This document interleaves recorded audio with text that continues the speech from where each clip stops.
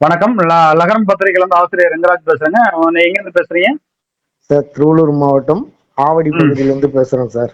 திருவள்ளூர் மாவட்டம் ஆவடி பகுதி. ஆமா சார். அதாவது நகராட்சியா? நகராட்சி துறையில இப்ப நீங்க எந்த பிரச்சனை சம்பந்தமா நமக்கு தொடர்பு கொண்டு பேசிருக்கீங்க? நகராட்சி மாநகராட்சியில கடந்த 4 வருஷம் 2021லேருந்து 2024 வரையும் ம். நகராட்சியில பணியிட மாற்றம் செய்ய மாநகராட்சி ஊழியரிடம் ம். மனு கொடுத்தும் உடனடியா அவங்கள போறதில்ல. ம். அன்பளிப்புன்றது எதுனா காந்தி படம்ன்றது கொடுத்தாதான் வேலை நடக்குது. பணி உயர்வுக்கா? பணியிட மாற்றம் பதவி உயர்வுக்கு ரெண்டுத்துக்கும். இப்ப பணி உயர்வுக்கு எவ்வளவு, பணியிடை மாற்றத்துக்கு எவ்வளவு கேக்குறாங்க? சார் நான் போய் விசாரிச்சதுல எனக்கு வந்த தகவல் நகராட்சி ஊழியர்கள் வாய்மொழியா பணியிட மாற்றம் செய்யறதுக்கு 40 லட்சம் 40 பதவி லட்சமா? உயர்வு. ஆமா சார். 40 லட்சம்னா அவங்களுக்கு சம்பளம் எவ்வளவு சம்பாதிக்க முடியும்? எந்த அடிப்படையில இவங்க 40 லட்சம் தரதுக்கு தயாரா இருக்காங்க? எந்த பதவி அது? சார் இப்ப சென்னையில பாத்தீங்கன்னா சென்னையில திருவள்ளூர், ம். காஞ்சிபுரம் ம். போன்ற பகுதியில தாம்பரம் கார்பரேஷன் போன்ற பகுதியில பணியமர்த்தினா ஆ. எவ்வளவு பில்லு போட முடியுமோ இப்ப எல்லாமே தெரிஞ்சதுதான், பர்சன்டேஜ்னு சொல்றாங்க.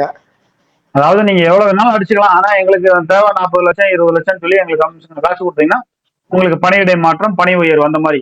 ஆமா ஆமா ஆமா சார். இந்த ஆமா பணத்தை யார் வாங்குறதுங்க? சார். நான் விசாரிச்ச வரையும் பாத்தீங்கன்னா நகராட்சி ஊழியர்கள் எனக்கு வாய்மொழியா சொன்னது, ம். நகராட்சி நிர்வாக கூடுதல் இயக்குனர் விஜயகுமார் என்றவர் தான் போதான். கூடுதல் இயக்குனர் விஜயகுமார். ஆமா. இது நகர்ப்புற வளர்ச்சித்துறை அமைச்சர் அண்ணன் கே நேரு அவர்களுக்கு எல்லாம் தெரியுமா? தெரிஞ்சு நடக்குதா, தெரியாம நடக்குதா? தெரியாம தான் நடக்கும் சார். அவங்க தம்பி அவங்களுக்கு எல்லாம் இந்த அமௌண்ட் போறது இல்ல. போறது இல்ல சார். அவங்க தம்பி அவரு பேரை சொல்லிதான் இவங்க அமைச்சர் யாருடைய சொல்லிட்டு. தம்பி?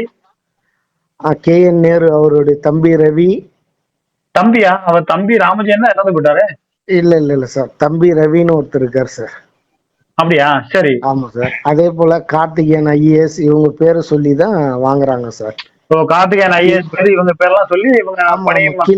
ஆமா கீழ்மட்ட அதிகாரிங்க. ஏன்னா கீழ்மட்ட அதிகாரிங்க நேரடியா மினிஸ்டரை பார்க்க முடியாது, பெரிய IAS பார்க்க முடியாது. நடுவுல இருக்க அதிகாரி இவர் தான். அதனால சரின்னு சொல்லிட்டு என்னவோ சரி பண்ணிடலான்னு சொல்லிட்டு பண்ணிட்டு அவங்கவுங்க அந்தந்த நகராட்சியில வாங்கின்னு போயிடுறாங்க. என்னை தூக்கி இப்ப நான் ஆவடியில இருக்கேன், என்னை தூக்கி கன்னியாகுமரியில போட்டாங்கன்னா நான் என்ன பண்ணுவேன்? நேரடியா IAS என்னால தொடர்பு கொள்ள முடியாது, மினிஸ்டர் தொடர்பு கொள்ள முடியாது. அதனால நடுவுல இருக்க அதிகாரியை தான் என்னை பார்க்க விடுவாங்க. அவங்க என்ன சொல்லுவாங்க, அப்பா இவருக்கு இவ்வளவு பண்ணணும் அவ்வளவு பண்ணணுமா, இது பண்ணா உனக்கு பண்ணி கொடுக்குறேன்ப்பான்னு சொல்லுவாங்க. சரி வேற வழி இல்லாம சரி இந்த என்னால அளவுக்கு 40 கொடுத்துட்டு. லட்சம் 20 லட்சம் பணம் கொடுத்து போற அதிகாரிகள் அவங்க பல கோடி சம்பாதிக்கணும் தானே ஆசைப்படுவாங்க. ஆமா ஆசைப்படுவாங்கன்றத சார். தாண்டி சம்பாதிச்சு ஆகணுமே. அதுதான் சார் இன்னைக்கு அதுதான் நடந்துகிட்டு இருக்கு சார். இது மிகப்பெரிய அளவுக்கு அரசாங்கத்திற்கு பொருளாதார இழப்பையில ஏற்படுத்தும். ஏற்கனவே அதிமுக ஆட்சியில 6 லட்சம் கோடி கடன் வந்துச்சு. இப்ப திமுக ஆட்சியில கிட்டத்தட்ட 10 லட்சம் கோடி கடன் வந்துருச்சு. அப்ப இது ஒட்டுமொத்தமா ஒரு ஆவடி நகராட்சி பகுதியில மட்டும் இப்படி இந்த அளவுக்கு 20 லட்சம் 30 லட்சம் பணம் கொடுத்து அடுத்து பணியிடை மாற்றம் பதவி உயர்வு போறாங்கன்னா அடுத்தடுத்து மக்களுடைய வரி பணத்துல எல்லாம் கை வச்சு இவங்க அடிப்பாங்க. அடிக்கும் போது உங்களுக்கு பெரிய அளவுக்கு திமுக ஆட்சிக்கு தானே கெட்ட பேர் ஏற்படும். ஆமா சார். ஆமா சார்.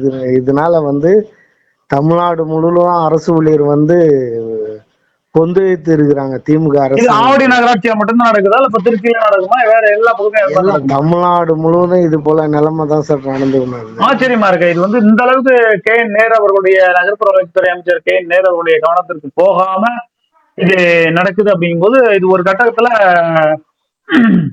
எப்படி துரைமுருகனுக்கு நீர்வளத்துறை அமைச்சர் மற்றும் கனிமவளத்துறை அமைச்சரார்கள் அந்த துறையில நடந்த ஊழல் முறைகேடுகள் அதெல்லாம் கண்டுபிடிச்சு மணல் சம்பந்தப்பட்டது ரைடு விட்ட மாதிரி நாளைக்கு நகர்ப்புற வளர்ச்சித்துறைக்கு அப்படி ஒரு நேரம் ஏற்படுங்க.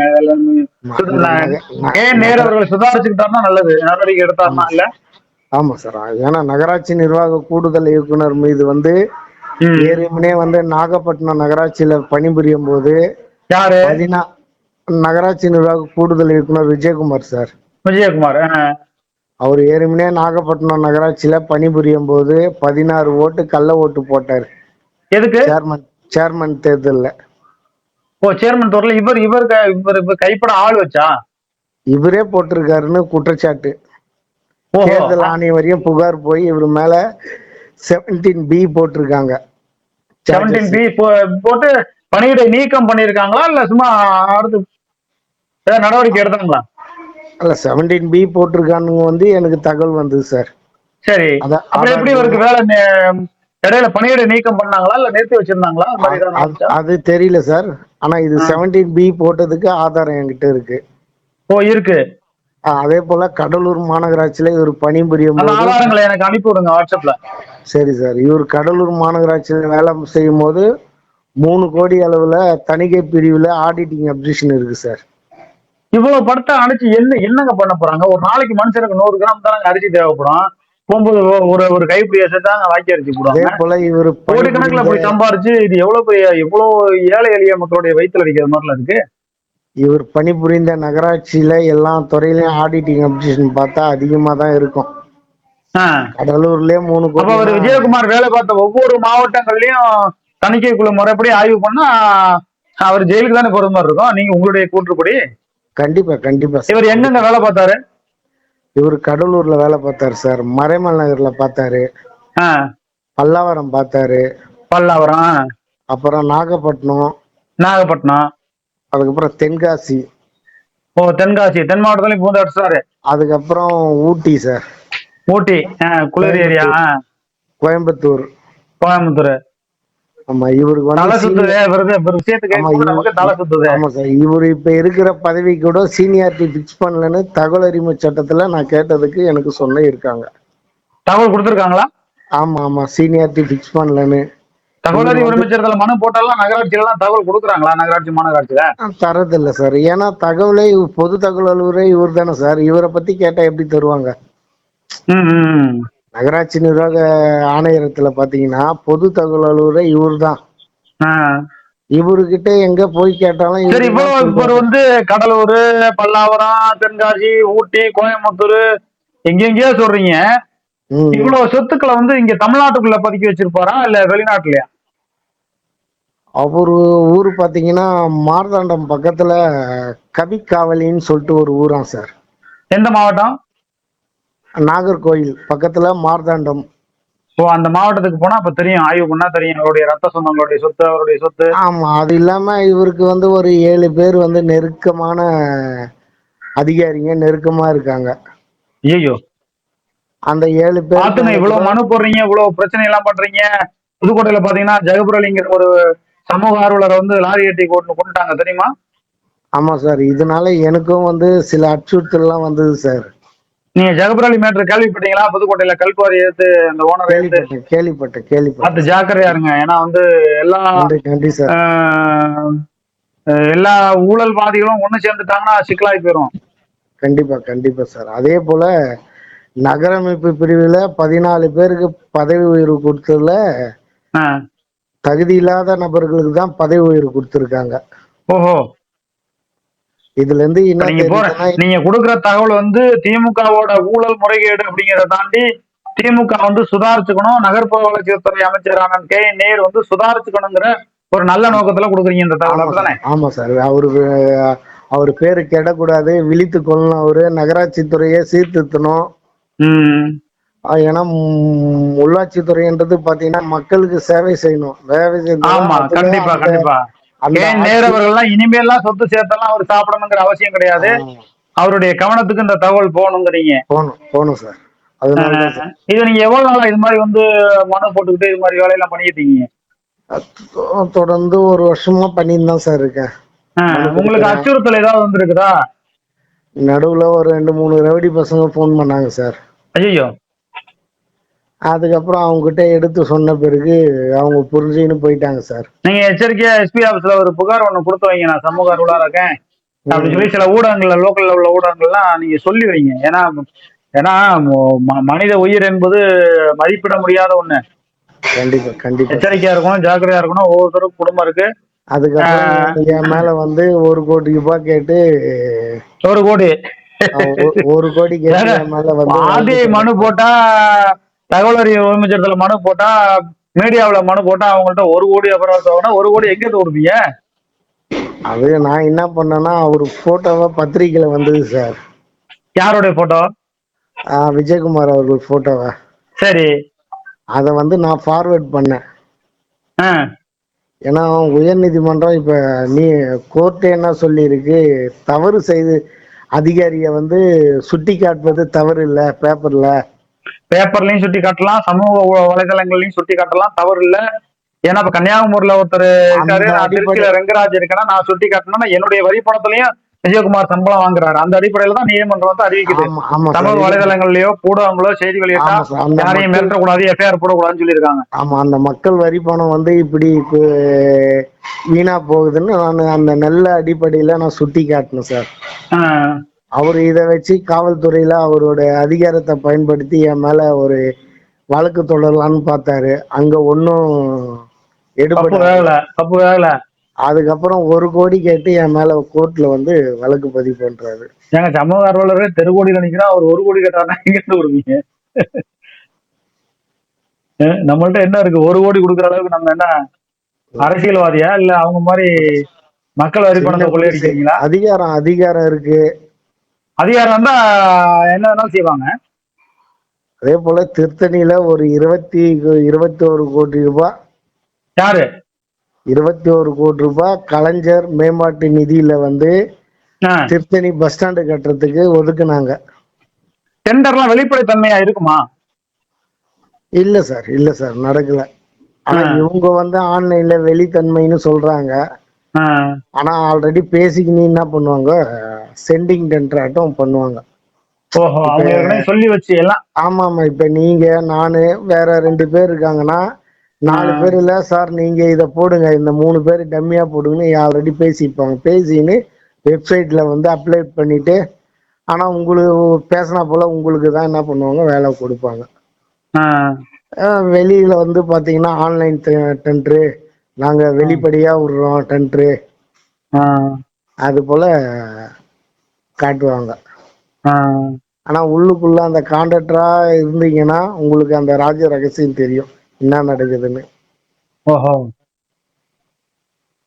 இந்த அளவுக்கு ஊழல் முறைகேடு நடக்குது. ஒரு விஜயகுமார் மேல இதுவரையும் ஏதாவது இந்த திமுக ஆட்சியில் ஏதாவது விசாரணை வச்சிருக்காங்களா? எதுவுமே வைக்கல சார். அவருக்கு வந்து பாத்தீங்கன்னா நகராட்சி மற்றும் குடிநீர் வழங்கல் துறை கார்த்திகேயனோட சப்போர்ட் இருக்கு சார். சரிங்க. ஏன்னா அவர் மேலேயே ஏற்கனவே வந்து சென்னை கார்பரேஷன்ல புகார் இருந்து அறப்போர் இயக்கம் லஞ்ச ஒழிப்புத்துறை வரையும் புகார் கொடுத்திருக்காங்க அவர் மேல. ஆனா இதுவரையும் எந்த விதமான விசாரணையும் வைக்கல. ஆமா, இதே வந்து முதல்வரே சொல்லியிருக்காரு, நான் ஆட்சிக்கு வந்தேன்னா முதல் வந்து யாரு குற்றம் செஞ்சாங்களோ அவங்கள வந்து விசாரணை செய்வேன்னு. ஆமா, அதே துறையில போட்டிருக்காரு கார்த்திகேயன். ஏற்கனவே வந்து அவரு நகராட்சி நிர்வாகத்துறையில இயக்குனரா இருந்தவர். அப்போ வந்து இவர் வேலூர் ஆர்டிஎம்மா இருந்தாரு விஜயகுமார். அந்த அடிப்படையில அவர் வந்து என்ன தவறு செஞ்சாலும் கண்டு காணாம மனு கொடுத்தா கூட அது மேல நடவடிக்கை எடுக்கிறது இல்ல. எந்த விதமான மனு கொடுத்தாலும் ஊழலா புகாரா? ஆமா ஆமா சார். நான் வந்து கடந்த 3 மாசமா அவர் மேல புகார் கொடுத்தேன். இதுவரையும் ஒரு மனுவை வந்து வாங்கி போடல. ஆனா வந்து பேருக்கு தான் வந்து இறையன்பு வந்து பாத்தீங்கன்னா அவர் ஒரு ஆணையிடுறாரு, ஜீவோ போடுறாரு. பொதுமக்கள் கொடுத்தா 3 நாள்ல மனு வந்து பரிசீலனை சொல்றா போல. ஆனா வந்து இது மக்கள் மத்தியில கொண்டு போய் யாரும் எந்த அதிகாரியும் நடவடிக்கை எடுக்கிறது இல்லை. இதனால்தான் ஆட்சிக்கு கெட்ட பேர் ஆகுது. யாரோ ஒரு சிலர் செய்யற தவறு முதல்வர் வரையும் கெட்ட பேர் இந்த ஆட்சிக்கு உண்டாகுது. ஏன்னா முதல்வரும் எல்லாமே மக்களிடம் போய் எல்லாமே செயல்படுத்த முடியாது, எல்லாமே பண்ண முடியாது, வாய்ப்பு இல்லை. அதனால இந்த அதிகாரிகள் மனசு வச்சு மக்கள் கிட்ட போய் கொடுக்கிற புகாரோ திட்டங்களோ இவங்க உண்மையா செயல்படுத்தினா அந்த ஆட்சிக்கு முழு வெற்றி கிடைக்கும். ஆனா எந்த அதிகாரியும் இதை செயல்படுத்துறது இல்லை. புகாரம் கொடுத்தா என்ன பண்ணுவாங்க, அந்த புகார். சரி, நீங்க இறுதியா இப்ப நீங்க நகர்ப்புற வளர்ச்சித்துறை அமைச்சருக்கு வந்து ஒரு கோரிக்கை வைங்க உங்க சார்பா. சார், நகராட்சி துறைன்றது பாத்தீங்கன்னா நேரு அவர்கள் வந்து இந்த பணத்தை வச்சுதான் அவர் வந்து சொத்து சேர்க்கணும்னு தலையெழுத்து இல்லை சார். ஆமா, அவர் காணக்கிளியநல்லூர்ல ஏற்கனவே 150 நேரு அவர்கள் பாத்தீங்கன்னா இன்னைக்கு 22 வயது பையன் போல சுறுசுறுப்பா இருக்காரு. அவர் மேல 1000 நகராட்சி துறையில செயல்படுறாரு. ஆமா, அவருக்கு வந்து அதுக்கு வந்து பாத்தீங்கன்னா நகராட்சி நிர்வாக கூடுதல் இயக்குனர் செய்யற தவிர மேல யாரும் கொண்டு செல்வதில்லை, அவர் காதுக்கு யாரும் எடுத்துன்னு போறதில்ல. கொண்டு போறதில்ல. இப்ப உங்க மூலியமா இது வெளி உலகத்துக்கு அம்பலத்துக்கு வருது. ஆமா சார். நகராட்சி துறையில பாத்தீங்கன்னா நான் ஒண்டி இல்ல சார், கிட்ட ஒரு 2000 ஊழியர் வந்து ஒரு மனதளவுல மன உடைச்சல்ல இருக்காங்க சார் அவரால. நகர்ப்புற வளர்ச்சி துறையில இருக்கக்கூடிய கூடுதல் இயக்குனர் விஜயகுமார் மூலமாக ஆமா சார். அவரால ஆமா சார். இதனால திமுக அரசு வெறுக்க ஆரம்பிக்கிறாங்க. இதனால திமுகவே இவ்வளவுதானான்னு அந்த ஒரு அவப்பெயரை இவர் மன உடைச்சல் கொடுத்து அந்த திமுக கவர்மெண்ட் மேல தவறா போயிடுது. இப்ப இவர் செய்யற விஜயகுமார் செய்யற ஒவ்வொரு செயலும் அது வந்து அதிமுகவுக்கோ பாஜகவுக்கோ சாதகமா தான் போயிடும். ஆமா ஆமா ஆமா சார். ஏன்னா இவர் மேல எனக்கு சந்தேகமா இருக்கு. இவர் வந்து ஒரு RS கைக்கூலி ஒருத்தர் இருக்காரு, அவருக்கு வந்து இவர் நண்பர். ஓ, என்ன இவர் RSS கூட ஜாயின் பண்ணி பேசுறீங்க? ஆமா சார். இவர் ஒரு RSல ஒருத்தர் இருக்காரு, இவருடைய RSSல ஆமா ஆமா இவருடைய நண்பர், இவரோட ஊருக்காரர். ஓஹோ. இது இல்லாம இவரு நாகர்கோவில் சார்ந்தவர். அதனால இவர் மேல எனக்கு ஒரு சந்தேகம் இருக்கு. திராவிட முன்னேற்ற கழகத்திற்கு வேண்டுமென்றே கெட்ட பெயரை ஏற்படுத்துறாரு அப்படிங்கிற மாதிரி சொல்றீங்க. ஆமா, பிஜேபியோ அதிமுகவும் சேர்ந்து இவரு. ஏன்னா இவர் கடந்த ஆட்சியில பாத்தீங்கன்னா வேலூர் மாவட்டத்துல மண்டல இயக்குனரா இருந்தாரு. அப்ப வந்து இவருக்கு வந்து பக்கபலமா CV சண்முகம் பல உதவிகள் செய்திருக்காரு. சரி. அதனால இந்த அரசாங்கத்தை வந்து திசை திரும்பத்துக்கோசம் அரசு ஊழியரை எல்லாருமே பணியிட மாட்டோம் இது போல பண்ணி வெறுப்புணர்வு ஏற்படுத்தினா திமுக அரசு மேல கோவப்படுவாங்க அரசு ஊழியர். அப்ப விஜயகுமார் மாதிரி ஒரு 4 பேர் வேலை பார்த்தாலும் திமுகவுக்கு ஆப்படிச்சிருவாங்களே. திமுகவுக்கு மிகப்பெரிய கெட்ட பேரை ஏற்படுத்துறதால இவர் RSS பின்னணியில இருந்து செயல்படுறாருன்னு ஒரு குற்றச்சாட்டை வைக்கிறீங்க. ஆமா சார், எனக்கு சந்தேகம் வருது சார். சந்தேகம் இருக்கு, குற்றச்சாட்டுங்கிறதோட சந்தேகம் இருக்கு யூகத்தின் அடிப்படையில. ஆமா ஆமா சார். பாப்போம் நகர்ப்புற வளர்ச்சித்துறை அமைச்சர். அதே போல இந்த நகராட்சி நிர்வாக கூடுதல் இயக்குனர் பதவி இருக்கை பாத்தீங்கன்னா 3 இருக்கை போடணும் சார் அந்த போஸ்டுக்கு. அப்படிங்களா? ஆமா, 1 தான் இருக்கு சார். இப்ப அந்த 1 வச்சுக்கின்னு வந்து பாத்தீங்கன்னா அந்த கூடுதல் இயக்குனர் வந்து தமிழ்நாடு ஃபுல்லா 3 இருக்கணுமா? 3 இல்ல சார். அந்த காலகட்டத்துல வந்து பாத்தீங்கன்னா சென்னை மாநகராட்சின்னு பாத்தீங்கன்னா 10 தான் சார் இருந்தது. இன்னைக்கு வந்து 25 மாநகராட்சியா தரம் உயர்த்தி இருக்காங்க சார். சரி. அதே போல 125 நகராட்சியா இருந்தது, இன்னைக்கு 140க்கு மேல போயிடுச்சு நகராட்சி. இப்ப ஒரே ADMAன்றது போஸ்டிங் இருக்கு. அந்த இருக்கைக்கு சென்னை கார்பரேஷனுக்கு தனியா நகராட்சி மண்டல இயக்குனர் பதவி ஒண்ணு தனியா நியமிக்கணும் சார். ஓஹோ. அதே போல அரசு திட்டங்களுக்கு தனியா ஒரு ADMA நியமிக்கணும். நகராட்சிக்குன்னு தனியா ஒரு ADMA 3 ADMA நகராட்சி நிர்வாக கூடுதல் இயக்குனர் 3 இருக்கை உருவாக்கணும். இவ்வளவு அடிப்படை வசதி பண்டு திட்டங்கள் மக்களுக்கு போய் சென்றடையணும். இவருக்கு கூடுதல் இயக்குனரா இருக்காரு விஜயகுமார், இவருக்கு சம்பளம் எவ்வளவா இருக்கு? 2 லட்சம் இருக்குங்களா? ஒரு 80,000 இருக்குன்னு நினைக்கிறேன் சார். 80,000 கூட இருக்குமே. ஒரு மாநில அளவுல இருக்காரு இல்லையா? இந்த அளவுக்கு சம்பளம்லாம் பத்தாது. இவர் வந்து இந்த பணியிடை மாற்றம் பணி உயர்வுக்கு வாங்குறாரு. இது மேலதிகாரிகளுக்கு ஏதாவது போகுதா இவருக்கு மேல, இல்ல இவர் மட்டுமே வச்சுக்குவாரா? அது நம்மளுக்கு தெரியாது சார். ஆனா அவங்க பேருங்கள சொல்றாங்க. கார்த்திகேயன் IASக்கு கொடுக்கணும்னு சொல்லி கேக்குறேன்னு நகராட்சி ஊழியர் வந்து என்கிட்ட வாய்மொழியா சொன்னது. வாய்மொழியா சொல்றாங்க? ஆமா ஆமா சார். பாப்போம், இந்த செய்தியை நம்ம வெளியிடுவோம். முதலமைச்சர் அவருடைய கவனத்துக்கு போட்டோம், நகர்ப்புற வளர்ச்சித்துறை அமைச்சர் அண்ணன் K நேரு அவர்களுக்கு போட்டோம். நடவடிக்கை எடுப்பாங்களான்னு. அடுத்த 2026ல உள்ளாட்சித்துறை மந்திரியா வருவது பாத்தீங்கன்னா உதயநிதி தான் வரப்போறாரு சார். அதனால இந்த உள்ளாட்சித்துறை மேல கவனம் வைக்கணும். துணை முதல்வரும் கொஞ்சம் கவனம் செலுத்தி நடவடிக்கை எடுத்தா திமுகவுக்கு நல்லதுங்கிறீங்க. அவரோட உழைப்பு எங்க இருந்து வந்ததுன்னு பாத்தீங்கன்னா உள்ளாட்சித்துறையில இருந்து தான் அவரோட உழைப்பு இன்னைக்கு முதல்வர் ஆனாரு. ஆமா, அந்த பார்வையில உள்ளாட்சித்துறையே என்றென்றும் அவர் பார்வையிலே இருக்கணும் சார். அரசு ஆமா சார். அந்த 2000 அரசு ஊழியரை வந்து மன உடைச்சலை காப்பாற்றி தாய் உள்ளம் கொண்ட அரசுன்னு ஒரு பேர் எடுக்கணும் சார். சரி, ஓகே. உங்களுடைய பல்வேறு கருத்துக்களை லகரம் டிவிக்கு சொல்லியிருக்கீங்க. நன்றி சார். நிச்சயமா அந்த செய்தியை வெளியிடுவோம். கொஞ்சம் ஜாக்கிரதையா இருங்க, கவனம் பாருங்க. சரிங்களா? நன்றி சார். அடுத்த ஒரு செய்தியில சந்திப்போம். நன்றி, வணக்கம். நன்றி சார். நன்றி, வணக்கம்.